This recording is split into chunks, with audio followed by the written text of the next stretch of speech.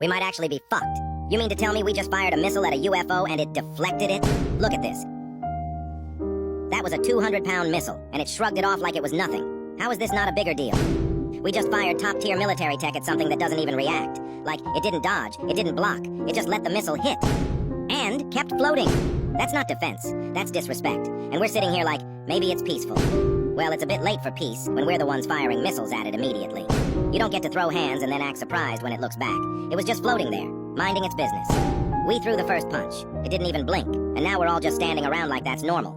If it ever turns around and starts charging up, we're cooked. 2025 cannot get any crazier. But hey, at least it's ending with a bang. Follow for more daily rants.